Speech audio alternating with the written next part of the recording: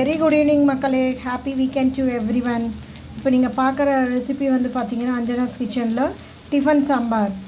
இங்கே பாருங்கள், நான் வந்து ஒரு கடாய் எடுத்துகிட்டு அதில் வந்து எண்ணெய் ஊற்றிட்டு சின்ன வெங்காயம் பெரிய வெங்காயம் அரைந்தது என்கிட்ட ஆல்ரெடி. ஸோ அதனால் அது ரெண்டுத்தையும் போட்டு வச்சுருக்கேன். ஸோ இதை ஃபஸ்ட்டு வதக்கிக்கோங்க. அதுக்கப்புறம் இங்கே பார்த்தீங்கன்னா துவரம்பருப்பு நான் வந்து ஒரு அரை கப்பு எடுத்து இந்த டம்ளரால் ஒரு அரை கப்பு எடுத்து 2 பேர் கூடிய அளவு நான் சொல்கிறேன். இப்போ அரை கப்பு எடுத்து வேக வச்சுருக்கேன். அதோடு சேர்த்து கத்திரிக்காய், உங்களுக்கு வேண்டிய வெஜிடபிள்ஸ் நீங்கள் போட்டுக்கலாம். அதில் போட்டு வேக வச்சு எடுத்துக்கோங்க. மஞ்சள் பொடி போட்டு உப்பு போட்டு வச்சுக்கோங்க. அதுக்கப்புறம் பார்த்தீங்கன்னா நான் இங்கே அரைச்சி வச்சுருக்கேன். என்னென்னு பார்த்தீங்கன்னா எண்ணெயை ஊற்றி கொஞ்சோண்டு நல்லெண்ணெயை ஊற்றி ஒரு சின்ன கடாயில் கடலைப்பருப்பு 1 டேபிள் ஸ்பூன், மல்லி 1 டேபிள் ஸ்பூன், காஞ்ச மிளகா உங்கள் காரத்துக்கு ஏற்ற மாதிரி, அப்புறம் அரை டேபிள் ஸ்பூன் ஜீரகம், இதெல்லாம் நல்லா ரோஸ்ட் பண்ணிவிட்டு ஃபேன் கீழே ஆற வச்சுட்டு மிக்சியில் அரைச்சி எடுத்துருக்கேன் நான். இதை இப்போ வந்து இந்த சாம்பார் இதில் ஆட் பண்ண போகிறேன். நான் நார்மல் சாம்பார் பொடி ஆட் பண்ண போகிறதில்ல.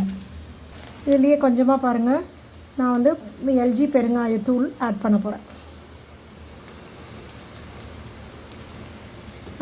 அதுக்கப்புறம் மல்லித்தழை நான் ஆல்ரெடியே அலம்பி எடுத்து வச்சுருக்கேன், அதையும் போட்டுக்கோங்க.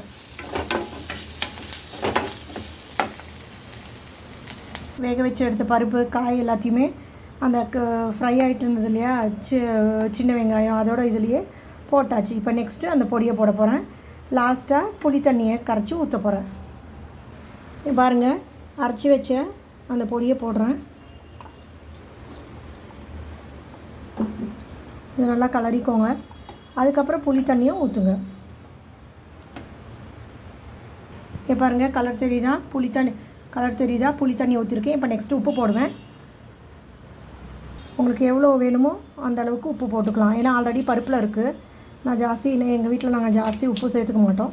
ஸோ அதனால் நான் கொஞ்சமாக போடுறேன். உங்களுக்கு எவ்வளோ வேணுமோ அதுக்கு ஏற்ற மாதிரி, உங்கள் டேஸ்ட்டுக்கு ஏற்ற மாதிரி போட்டுக்கோங்க. இதை நல்லா கொதிக்க விடுங்க. ஏன்னா புளி தண்ணி ஊற்றிருக்கு, அப்புறம் அந்த மசாலா அதையாவது அரைச்சி வச்சுருக்க அந்த மசாலாலாம் போட்டிருக்கோம். ஸோ அதனால் ஒரு 5 மினிட்ஸ் பாயில் பண்ண விடுங்க. அதுக்கப்புறமேட்டு எண்ணெய், கொஞ்சோண்டு நெய் அதை போட்டு தாளித்து இறக்கினா சுவையான டிஃபன் சாம்பார் தயார்.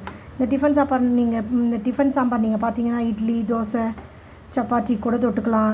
நீங்கள் என்ன சொல்கிறது, பொங்கலுக்கு கூட தொட்டுக்கலாம். ரொம்ப நல்லா அருமையாக இருக்கும் இந்த டிஃபன் சாம்பார். ஏன்னா இதில் வந்து நம்ம தேங்காய் ஆட் பண்ணல, அதனால் ரொம்ப அருமையாக இருக்கும். செஞ்சு பாருங்கள். நான் இன்றைக்கி பார்த்தீங்கன்னா டிஃபன் சாம்பார் எதுக்கு தொட்டுக்க போகிறேன்னா, அருமையான அரிசி உப்புமா பண்ணியிருக்கேன் நான். இந்த விலாக் உங்களுக்கு ஆல்ரெடி போட்டிருக்கேன், ஷார்ட்ஸில் இருக்குது. திரும்ப உங்களுக்கு வேணும்னா கேளுங்க, நான் போடுறேன்.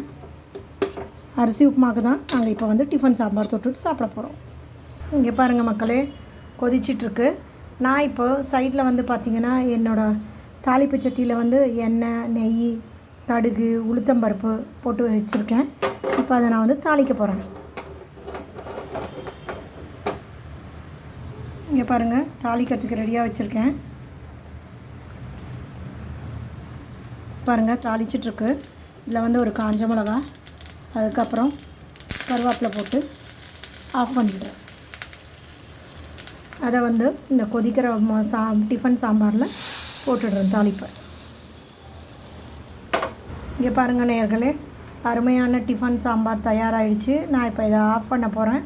உங்களுக்கு என்னோடய சேனல் பிடிச்சிருந்ததுன்னா லைக் பண்ணுங்கள், ஷேர் பண்ணுங்கள், கமெண்ட் பண்ணுங்கள், அண்ட் மறக்காமல் சப்ஸ்கிரைப் பண்ணுங்கள். தேங்க்யூ ஃபார் வாட்சிங். பபாய்.